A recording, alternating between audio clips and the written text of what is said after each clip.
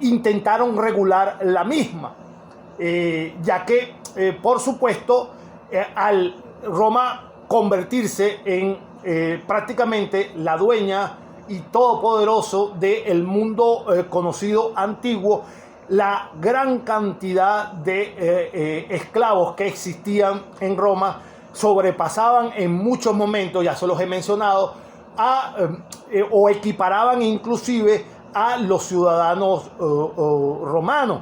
Por consiguiente, el problema de liberarlos a todos en un mismo momento, o la gran cantidad de manumisiones para los romanos en ese momento, le causaba ciertas situaciones, si se quiere, de orden público, por el excesivo número de entonces de libertos que populaban por la ciudad. A estas situaciones, por supuesto, se le trató de poner coto en cuanto a las restricciones de la facultad de manumitir. Es decir, el Estado romano, a pesar de que reconocía la propiedad, el poder que poseían los amos sobre su propiedad, valga la redundancia, pasó a regular la facultad de manumitir por una serie de leyes que promulgaron. Una de ellas, la primera, era que para manumitir a algún esclavo, este esclavo no debía ser menor de 30 años. Fue una de las leyes que crearon. Es decir, la manumisión, para hacerse acreedor o beneficiario a algún esclavo, tenía que exceder el mismo de 30 años. Eso por un lado. Otras de las limitaciones que colocaba el legislador romano en cuanto a la manumisión era que cuando el amo, el dominus, no poseía la mayoría de 20 años, es decir, cuando no pasaba los 20 años, le prohibía manumitir a sus esclavos, porque según el criterio que manejaban en esa época, a esa edad era perfectamente influenciable y por consiguiente no, a lo mejor no tenía la suficiente capacidad para saber si o actuar con el criterio adecuado para liberar o no a sus esclavos. Esa norma, por supuesto, también tenía cierta excepción que estipulaba, por ejemplo, que si así tuviese el joven pater family a los 20 años o menor de 20 años, por ejemplo, les puedo nombrar 2 o 3 casos. Si tenía dentro de los esclavos a un hermano de leche, este perfectamente podía manumitirlo. ¿Saben ustedes lo que es un hermano de leche? Todos tienen conocimiento cuando me refiero a un hermano de leche. No es tan importante saberlo, pero no quisiera decir cosas que de repente no me entiendan. El silencio es... Yo no sé. No sabes. Bueno, perfecto, exacto. Ya me alarmé porque el silencio era, pues, perfectamente. Cuando hablamos de hermano de leche, recuérdense, mis estimados estudiantes, anecdotario, pero siempre es bueno. Cada vez acostúmbrese que cualquier cosa que uno hable en clase o que ustedes lean, búsquenlo. Ese sí es un consejo perfecto. Yo tampoco, dice Caireli. Cada cosa que ustedes lean, eso ustedes tienen que, mire, con todo y la modernidad, si quieren lo anotan en su teléfono. Pero eso es un consejo que sí les doy. Todo lo que ustedes lean, todo lo que ustedes lean y que no estén claro, esto es para su formación profesional y para que se hagan versados verdaderamente a la hora que hablen jurídicamente. Esto es una herramienta esencial para uno tener la destreza vocal de defenderse ante cualquier situación. Claro, uno no se la sabe todas más una, pero esta práctica me la dieron a mí cuando yo empecé a estudiar y nunca se me ha olvidado. Hoy en día la sigo haciendo, mis estimados estudiantes, y con esta herramienta es mucho más fácil. Cualquier cosa que yo no entienda o que tenga dudas, óigase bien, no solo que no entienda, porque hay veces que uno tiene más o menos la idea de algo, pero no está claro. Es mejor cerciorarse. Hay su momento, entonces uno tiene uno puede estar en cualquier momento, en cualquier situación, pero uno va tomando nota de las cosas que uno no entiende. Del mundo en general. Recuérdense que el ser abogado es un resolutor de problemas en la vida en general, en la parte laboral, en la parte vecinal, en la parte mercantil, en la parte social, en la parte penal. Es un resolutor de problemas. Por consiguiente, nosotros tenemos un componente de psicólogo y de sociólogo. Y nosotros debemos manejar perfectamente nuestro vocabulario. Debemos saber interpretar el sentido de cada una de las palabras que nos dicen o que decimos. Y si tenemos duda, tenemos que buscar verdaderamente el significado. Dicho esto, y valga la pena ese consejo porque eso me lo dieron a mí perfectamente y a mí me ha servido para enriquecer un poquito más la parte sapiencial de los conocimientos y permitirme la fluidez del habla, que es una de las herramientas principales que debemos tener nosotros en la carrera jurídica. Ahora bien, los hermanos de leche, considerados en la antigua Roma, recuérdense que, por ejemplo, como era una sociedad bárbara, de repente la madre de un joven patricio, al nacer el joven, la madre moría. Y generalmente, como tenía esa familia, tenía muchísimos esclavos, tenía cualquiera de las esclavas también que había parido. Por consiguiente, el joven patricio tenía la misma edad del mismo infante, pero esclavo. Entonces, a esa esclava se la daban, le daban al niño en custodia para que lo amamantara. Eso le pasó hasta el libertador Simón Bolívar. Cuenta supuestamente la bibliografía venezolana. Uno no sabe si eso es cierto o no, pero supuestamente eso también le pasó al libertador. Pues su madre no lo amamantaba, sino lo amamantaba una de las esclavas que tenían en la hacienda. Pero el punto es de que ese joven que consumía el alimento del seno de su mamá esclava, el joven patricio también se alimentaba del mismo pecho. Por consiguiente, para la ley romana, costumbre romana, se consideraba a ese joven como hermano de leche. Si bien es cierto, eso no le concedía a ese joven esclavo ningún tipo de preferencia, si le ganaba una parte afectiva de su futuro pater family. Entonces al crecer, de repente los dos tenían 18 años porque ya el pater family había muerto y él había heredado el estatus de pater family porque su padre también murió. Él sabía y tenía conocimiento de que ese joven esclavo había sido su hermano de leche. Por consiguiente, la ley en este caso, la ley sí le permitía a él manumitirlo sin ninguna formalidad, alegando por supuesto ante el magistrado de que él era su hermano de leche. Por consiguiente, la ley le permitía liberarlo. Eso por un caso. Por el otro, el mismo caso que habíamos tocado la semana pasada, el caso de los preceptores. Este mismo caso de este patricio. Un preceptor era aquel esclavo erudito que se encargaba de la educación y la preparación formal del joven patricio. Este joven patricio, al crecer, así no tuviese más de 20 años en vida y ya él era el pater family, podía perfectamente otorgarle la libertad a través de la gracia de porque él era su preceptor y perfectamente la ley se lo permitía, a pesar de que existía una limitación en cuanto a la edad de él. A los preceptores también él lo podía manumitir y la ley no podía impedirle hacer eso, porque se consideraba como que era parte de afecto y de parte de su formación personal, y la ética y la buena voluntad romana le hacía verdaderamente otorgarle la libertad a ese hombre. Otro caso, y con esto pasamos para no agobiarnos y no extendernos, si existiese el caso que este muchacho pater family joven se enamorara de una esclava y quería casarse con ella formalmente, la ley le permitía manumitirla, así él tuviera 18 años, porque él era ya pater family, la ley le permitía manumitirla y contraer nupcias formalmente con esta esclava una vez se cumpliera la formalidad de liberarla. Esas eran algunas de las condiciones que, a pesar de que existían las limitaciones dentro de manumitir, existía la flexibilidad en cuanto a los casos que teníamos presentados. Esto en cuanto a las manumisiones.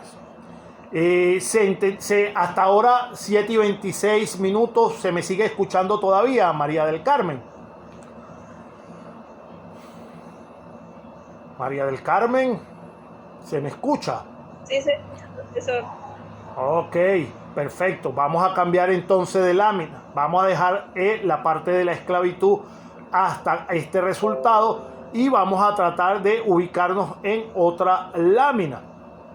A ver, déjenme por aquí, denme un minutico mientras me centro en esta situación para cambiarme de lámina.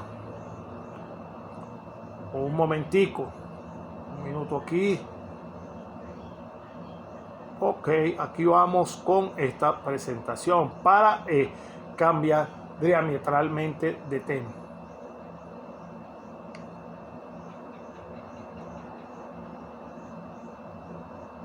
A ver, un momentico, estoy buscando a ver si esta es la lámina correcta.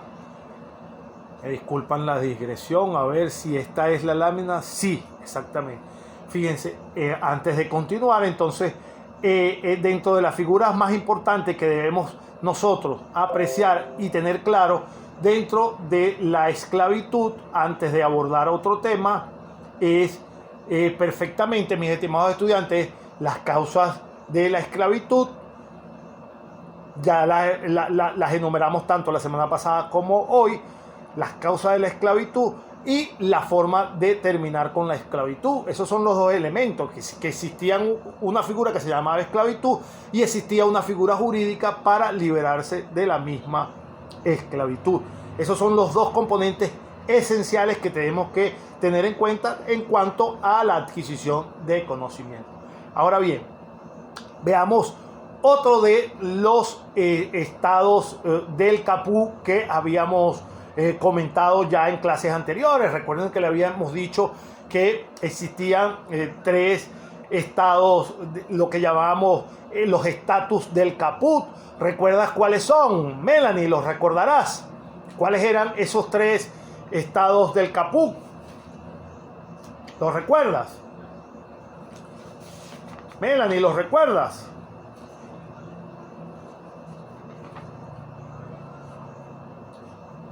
Melanie, ¿me escuchas? ¿Me escucha Melanie? Melanie a las 2.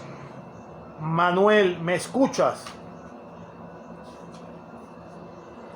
Sí, profesor, te escucho. ¿Me recuerdas los tres elementos del capú? Por favor. Yo por ahí tengo una pregunta antes de pasar ese tema. Ajá. Quería preguntar sobre los hijos de los esclavos. Ellos eran dueños también de los, pasaban a ser dueños los romanos de los hijos. Fíjense, buena pregunta, Manuel. La podemos dilucidar. Fíjense, la condición de nacimiento dentro de el derecho romano seguía siempre la línea de la madre. Perfectamente, siempre se seguía la línea de la madre. En algunos casos, en otros casos se seguía la línea del padre, según la etapa del derecho que estuviésemos siguiendo. Ahora bien, tu pregunta que consiste en que si los hijos de los esclavos seguían siendo propiedad del dueño. ¿Esa es tu pregunta? Correcto, esa. Sí, por supuesto, porque si la madre era esclava y concebía siendo esclava, y cuando alumbraba seguía siendo esclava, su hijo perseguía o seguía la cadena de su madre. Es decir, si ella concebía siendo esclava y alumbraba siendo esclava, el hijo seguía siendo esclavo. Siempre entonces la esclavitud, recuerde que la esclavitud era una herencia de nacimiento. Esa es una de las causas que ya hablamos anteriormente de caer en esclavitud. Una de las causas de caer en esclavitud es por nacimiento, es decir, que tus padres fuesen esclavos. Es una de las causas de caer en esclavitud. A diferencia de una madre que conciba siendo romana, ciudadana romana, y por casualidad alumbre, por alguna razón, cayendo en esclavitud, ese hijo fue concebido siendo romano, el hijo seguía siendo romano, a pesar de que la mamá alumbró siendo esclava, porque siempre se va a seguir la línea de la madre. Pero cuando la madre es siempre esclava y ha sido siempre esclava y nunca jamás ha sido liberta o ingenua o ciudadana, o nunca ha sido liberta, su hijo siempre va a ser esclavo. Y por consiguiente, siempre, hasta que le otorguen la manumisión, siempre va a ser, por generaciones y generaciones, va a ser propiedad del dominus. Por eso es que se atenuó en todo el proceso de el trato con los esclavos, se atenuó muchísimo los tratos crueles contra los esclavos, porque ya nacían dentro de la familia de los romanos, ya existía una cierta familiaridad en el sentido afectivo, porque eran generaciones que nacían dentro de la propia dentro del propio seno del domus familiar. Dicho esto, los elementos del caput. Dice María del Carmen, la familia, la ciudadanía y la libertad, si no me equivoco. Efectivamente. Los elementos del caput tienen que recordarlos siempre, como les digo, ya esos son elementos que tenemos que mantener siempre presentes. Hay cosas claves, elementos claves, figuras claves, que a la medida que vamos pasando de temas tienen que recordarlo. Cuando yo me les coloco siempre en la misma figura y les hago la repetición, yo sé que el contenido histórico es largo, puede ser un poco pesado, inclusive, dígame si para aquel que no le guste la historia puede ser un poco más pesado, pero tienen que tomar nota de las instituciones jurídicas que elementalmente tienen que conocerlas, porque la vamos a ir viendo clase tras clase. Entonces, cuando yo les pregunto los elementos del caput, es porque estamos hablando del mismo, de uno de esos elementos. Entonces, por eso es que es menester que nosotros no podemos seguir una discusión hacia otros temas hasta que no agotemos perfectamente los elementos esenciales de cada uno de los temas. La clase inicial, por supuesto, esta clase trata de manera general los temas. Obviamente, yo les recomiendo que tienen que leer la bibliografía para que acentúen mucho más la información que vemos en clase. Pero los elementos que yo les diga, tomen nota, es para que lo fijen, que lo tengan presente constantemente, porque son elementos que manejamos en el desenvolvimiento de las clases. Y entonces, si yo les hablo de los elementos del caput, por ejemplo, y no lo tienen presente, no lo recuerdan, entonces van a estar un poco desfasados en la información que yo sigo dando. Por eso es que es necesario que cada vez que yo les diga, tomen nota a cada uno de los elementos, tienen que mantenerlo presente para que sigan la onda de la materia y no se les haga tediosa y verdaderamente logren inteligible, o sea, que no sea inteligible, sino que la entiendan perfectamente, porque con una chuletica, con un esquema mental, van anotando cada una de las figuras importantes, porque es secuencial, de manera tal que uno de los elementos del caput es lo que se conoce como el status civitatis. El status civitatis, por supuesto, es el segundo elemento del caput, que conforma, por supuesto, la ciudadanía total. Cuando hablamos del status civitatis, estamos hablando de qué cosa. Estamos hablando de el derecho de ciudadanía que tienen todos y cada uno de los integrantes del pueblo romano. Esa ciudadanía, por supuesto, la otorga el simple hecho de ser ¿qué? De ser familia, de ser hijo de los propios romanos iniciales, por supuesto. Esa es una de las características iniciales. Cuando en clases pasadas, por supuesto, nosotros abordábamos la figura, si se quiere, a vuelo de pájaro, discutíamos aquí en clase, uno de ustedes preguntaba cómo se hacía ciudadano romano, particularmente si alguien me dijo que era aquel ciudadano que nacía dentro de Roma. Y no necesariamente era la respuesta que yo le daba en ese momento. Y le había dicho que mucho más adelante vamos a conversar del status civitatis, por supuesto.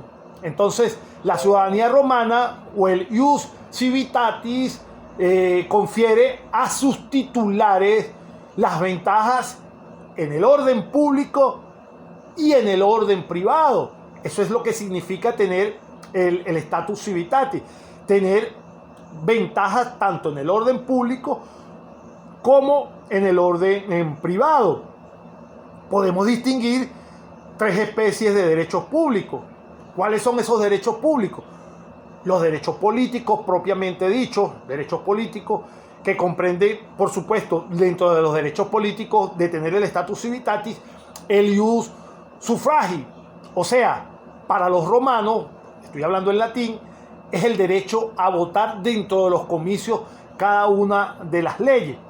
Ese es uno de los derechos que se tiene teniendo el status civitatis. También se tiene el ius honorarium, que no es otra cosa que el derecho que te permite, siendo ciudadano romano, ejercer cualquier tipo de magistratura, a postularte a ese tipo de cargo. Y dentro de los derechos públicos que tienen por objeto proteger ¿qué cosa? Proteger la libertad individual, proteger por supuesto tus derechos de propiedad, invocar inclusive el auxilio de los tribunales para poder exiliarte, escapar, para que te apoyen en cualquier premura que estés haciendo. Y tiene por supuesto ciertos derechos cívicos que al mismo tiempo eran carga. El derecho a tomar parte en las ceremonias religiosas, por ejemplo, de figurar en los registros del censo, pero teniendo esos derechos de participar en los actos públicos, en las ceremonias religiosas, de figurar dentro del censo, también entonces te originaban esos derechos la obligación de ¿qué? La obligación de pagar impuestos y la obligación de formar parte del ejército romano.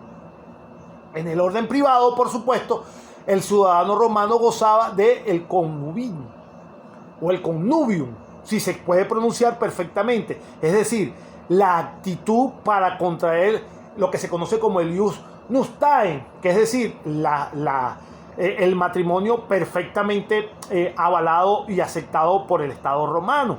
También te da derecho el status civitatis del commercium, es decir, la capacidad para obtener la propiedad por los medios establecidos por el derecho civil y su consecuencia, el derecho activo y pasivo de testar, de hacer testamento y tener la capacidad de ser instituido heredero. Esto en líneas generales, esto es lo que te otorga. Esto a grandes rasgos es lo medular que debemos entender de cuál es el privilegio que se tenía al poseer este status civitatis. Ahora bien, pregunta antes de avanzar, 7:40. En líneas generales, ¿se entendieron todas estas prerrogativas que se obtiene al tener el status civitatis o requieren que la vuelva a repetir un poco más mesurado? Pregunta, con que uno solo tenga la duda, volvemos a repetirla, no hay problema. Pregunta en general. Por favor, ¿se entendió? Yo lo entendí perfecto. Vamos bien, dice Jafre, perfecto entonces. Entonces, si vamos bien, continuamos perfectamente entonces. Seguimos. Al ciudadano romano se le aplicaba plenamente lo que ya eso sí es materia que la hemos repetido en cada una de las reuniones que hacemos. Al ciudadano romano se le aplicaba de pleno derecho el ius civilis, el derecho civil, tanto en lo que por supuesto lo beneficiara como en cualquier cosa que lo perjudicara, es decir, en cuanto a las ventajas y a las desventajas que pudiera tener para él es el ius civile. En cambio, por supuesto, esa es otra de las prerrogativas. Había una fórmula que era el ius civile que se le aplicaba solo al que tenía este estatus, mientras que el peregrino no gozaba de las ventajas en el orden público y en la esfera privada, no estaba sometido al derecho civil, sino, por supuesto, al luego creado derecho de gente. Ahora bien, la adquisición y la pérdida de la ciudadanía son dos figuras que debemos manejar perfectamente. Ya tenemos las prerrogativas de tener esa ciudadanía romana. Ya sabemos exactamente cuál era la cualidad esencial que se manejaba siendo ciudadano romano. Toda esa serie de beneficios, de obligaciones que tenía el ser ciudadano romano. Ahora bien, tenemos que tener claro para materia de nuestro estudio, y esto sí es de uso diario a partir de este momento, que la ciudadanía romana se adquiría por nacimiento, lógicamente, ¿no? Era la primera fórmula, el nacimiento, o por supuesto en su derivación por alguna otra causa posterior al nacimiento. De eso estamos lógicos. Pero cabe destacar y cabe indicar que los romanos, esta era la parte que yo les indicaba la semana pasada, creo, los romanos no aceptaban el denominado ius solis. Este denominado ius solis, para el que no sepa el significado, ius soli significa el derecho de piso. Es decir, el ius soli, jurídicamente hablando, es el derecho que te concede la nacionalidad según el territorio donde naces. Es decir, según el país donde naces, el suelo donde tú naces, vienes al mundo, te consideraban ciudadano de esa región. Jurídicamente se ha universalizado esa misma terminología, con ese mismo sentido.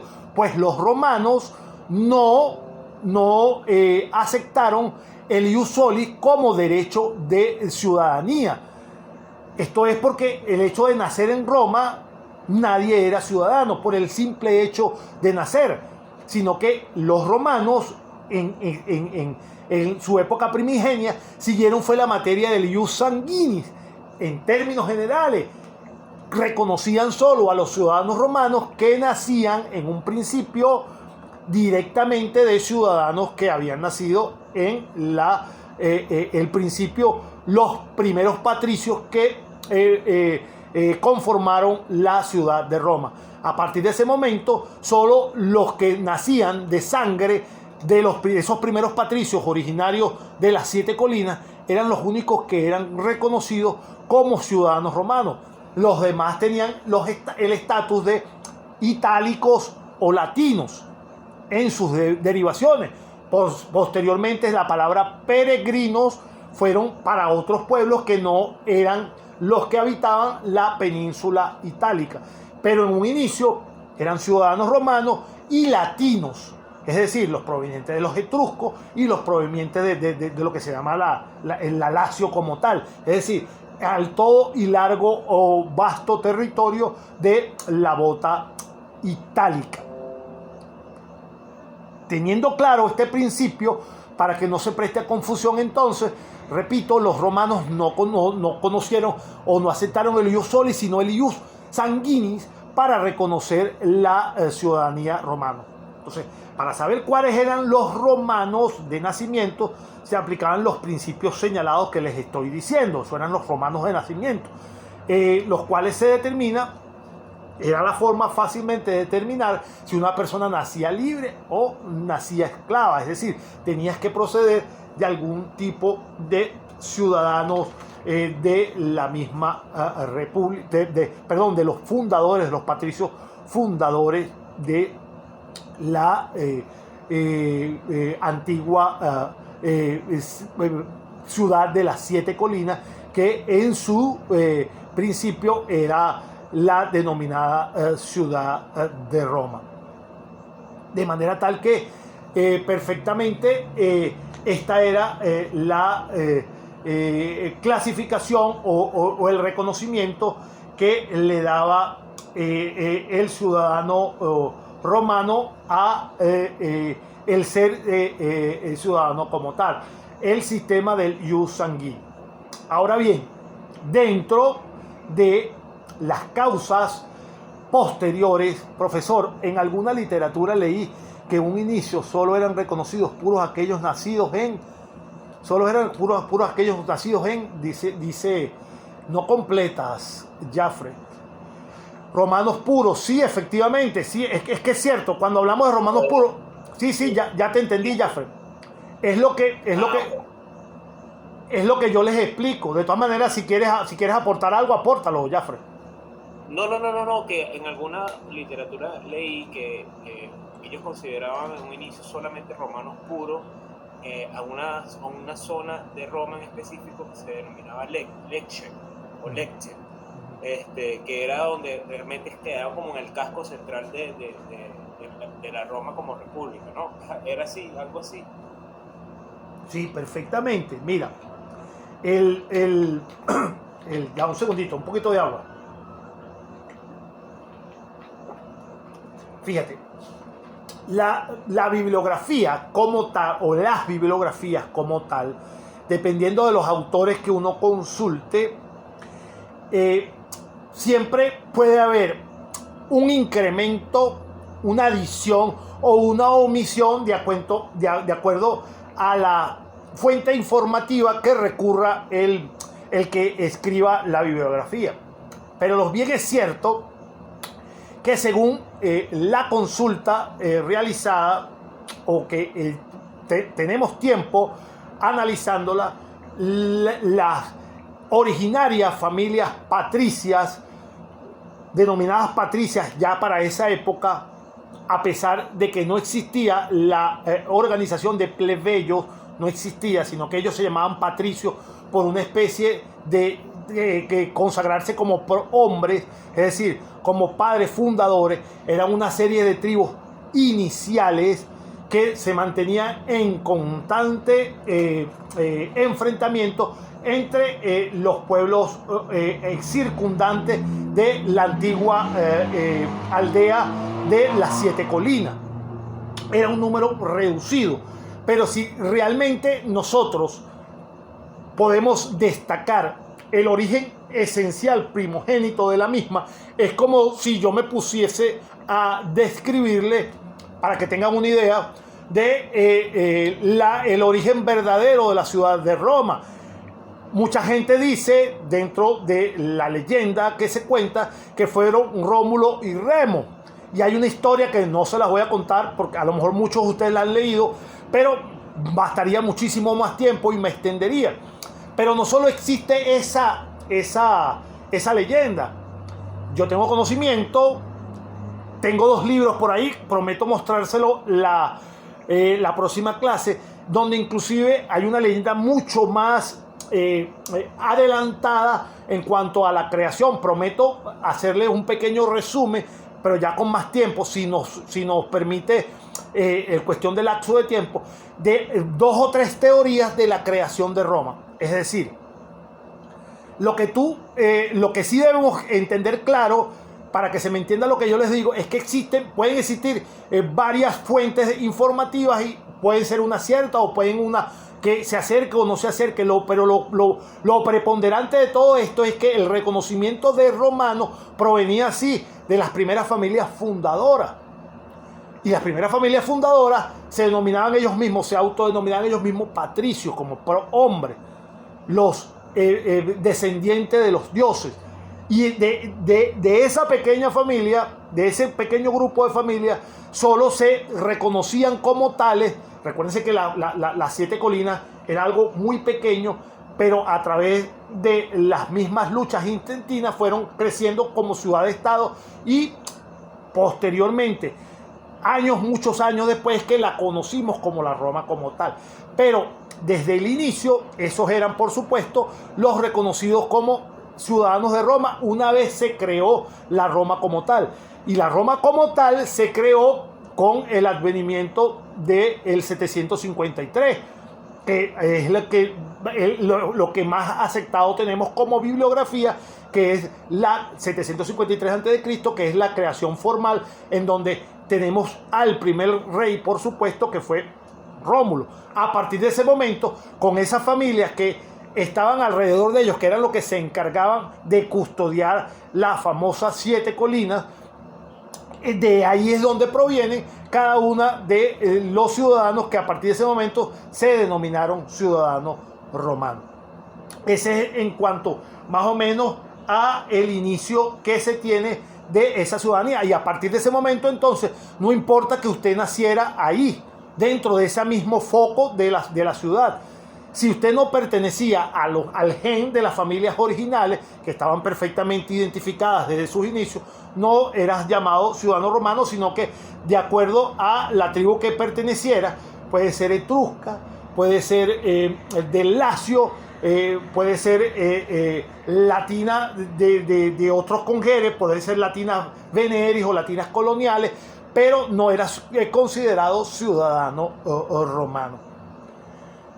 El hecho cierto entonces que debemos de definir, más allá de cualquier otra conjetura que pudiéramos armar, es que los ciudadanos romanos eran reconocidos no por el nacimiento exactamente en la ubicación geográfica de la Roma como tal, sino que la identificación de ser romano era porque provenías, descendías de la sangre de los fundadores originales de la antigua ciudad de Roma, no por el nacimiento, no por el lugar geográfico donde nacían.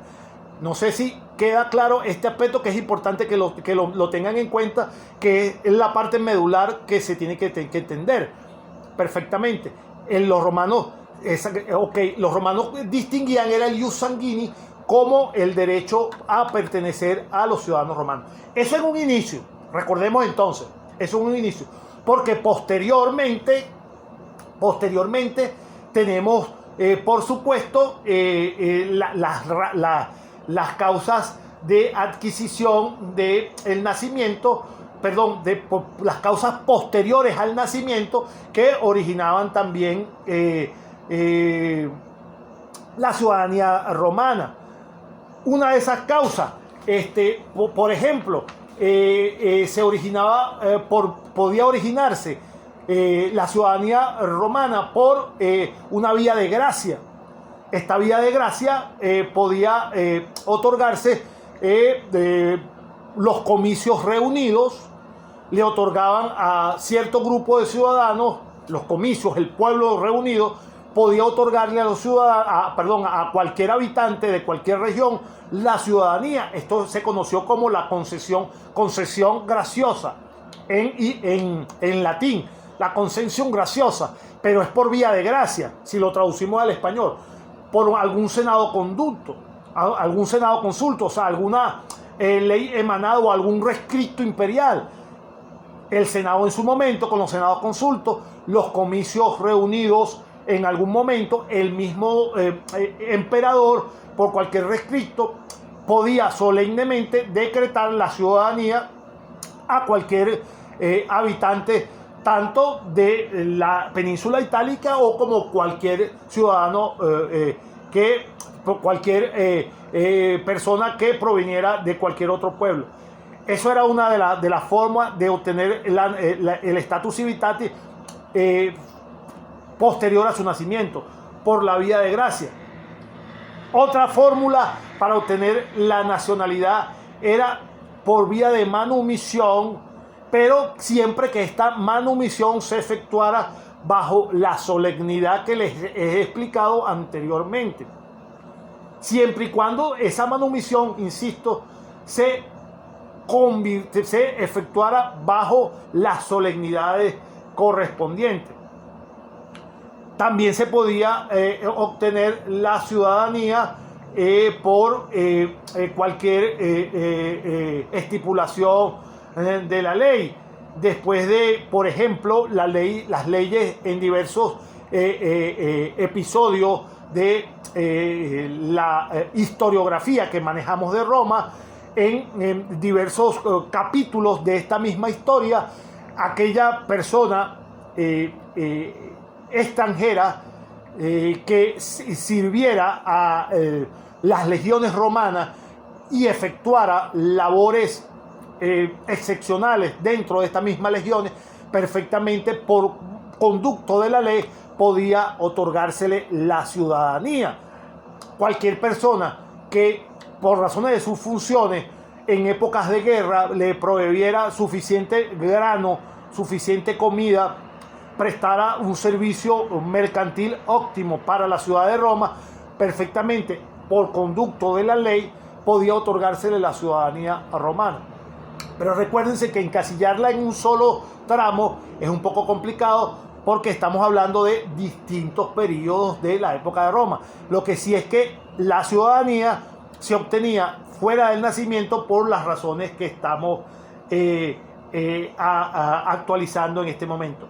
Y por último, dentro de la adquisición de la ciudadanía romana, recuérdense que tomen nota de una fecha, el año 212 después de Cristo, el edicto de Caracalla, Antonino Caracalla, en el 212 después de Cristo, es donde oficialmente se le concede la ciudadanía romana a todo aquel habitante del imperio, a todo aquel que habitara los vastos confines de el imperio romano. Para resumirlo, insisto, 212 después de Cristo, se le otorgó absolutamente a todo habitante del vasto imperio romano la ciudadanía de la misma Roma.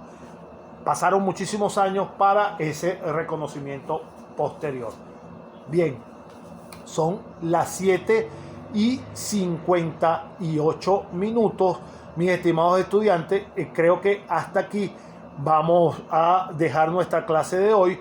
Nos vamos a encontrar el día miércoles a la hora acostumbrada. Les recuerdo que mañana la actividad va a estar abierta a partir de las 8 dentro del portal. Por favor, el que esté bloqueado me lo hace saber para otra oportunidad, cuando la universidad le permita desbloquear, para que ya agregue esa actividad dentro del portal. Adelante, Melanie, por favor. Profesor, yo y varias compañeras estamos bloqueados. Vamos a ver si mañana podemos resolver eso. Ok, entonces fíjate, Melanie, me mantienen al tanto para yo tratar en lo posible de mediar con la universidad y pedirle autorización para ampliarles esa parte del portal. Pero necesito que me mantengan al tanto. Yo también tengo problemas con el portal de la universidad. Perfectamente, Kairelis, todas Kairelis y Melanie, si presentan problemas, no se vayan a bloquear y no se vayan a quedar con el problema. Manifiéstenmelo para hallarle solución. Recuérdense que no se pueden quedar con los problemas porque nosotros no nos vemos presencialmente. El conducto de nosotros, yo también estoy bloqueada, dice María del Carmen. Entonces, perfectamente, vamos hablándonos en el transcurso de mañana o en el transcurso de la semana para solucionar eso. Pero recuérdense que la única vía es que nos comuniquemos, porque nosotros no nos vemos presencial, nosotros nos vemos por aquí cuando nos conectamos y por el vía del grupo. Es importante que mantengamos siempre la comunicación para que llevemos a fin de curso con la satisfacción primero de que adquieran los conocimientos como es debido y que puedan obtener verdaderamente el resultado que ustedes esperan. Pero tienen que mantener la comunicación, tienen que manifestar ciertamente la problemática que se le está presentando para entre ambos tratar de solucionarlo. Entonces, perfectamente mañana establecemos comunicación a ver cómo va ese asunto, a ver si mañana le solventa. Entonces, pero lo importante es que no dejen de comunicarse con la universidad, insistan en horas de la mañana para que las desbloqueen, por favor. Pero insisto, se mantienen en contacto conmigo. 8 de la noche, ¿alguna otra pregunta antes de despedirnos? Y eso, aprovechando que todavía nos escuchamos, por favor. ¿Alguna otra pregunta? Ajá, sí, profesor, yo tengo una pregunta, creo que es un poco elemental, pero no importa. No hay, tranquilo, dale. Yo tengo el trabajo, lo que se había mandado a hacer, ya lo tengo terminado. Ajá. Ya está listo. Pero yo no entiendo cómo subirlo al portal. O sea, no sé, yo creo que no estoy bloqueado porque yo ingreso y veo todo. Ajá. ¿Okay? Yo no estoy bloqueado. Ajá, lo que pasa es que, ¿por qué? ¿Qué pasa? Que ahora sí, la asignación, mañana después de las 8 la vas a ver. Cuando veas la asignación, la vas a abrir y allí vas a anexar tu trabajo ahí. Lo vas a subir, lo vas a enviar como si fuese un correo electrónico. Es lo mismo. Lo que pasa es que ahorita no lo ves porque no está abierta la asignación, ¿oíste? Mañana a las 8, cuando tú veas, abras el portal, después de las 8 vas a ver la asignación, la apretas y allí vas a agarrar tu archivo y lo vas a pegar y lo vas a enviar. Si no lo puedes enviar y pegar, lo pegas. Exacto, dice Jafre. Eso sí, lo que pasa, Jafre. Mira lo que dice Jafre ahí, Juan. Que en el portal hay unos videos tutoriales. Yo no tengo el mismo portal de ustedes. Recuérdense que la inducción o cualquier cosa se lo dan a ustedes y yo no tengo, o sea, mi operatividad del portal, yo lo veo distinto al de ustedes. Pero sí les aconsejo que no es complicado. Pero como dice Jafre, hazle caso a Jafre, ve los videos tutoriales, porque yo esos videos tutoriales yo no los tengo en el portal, porque mi portal es distinto al de ustedes. Pero mañana cuando veas la asignación, no vas a tener problema, lo vas a poder agregar. De todas maneras, si tienes algún problema, nos comunicamos perfectamente. Como insisto, no se dejen, no se queden con las dudas, siempre comuniquémonos.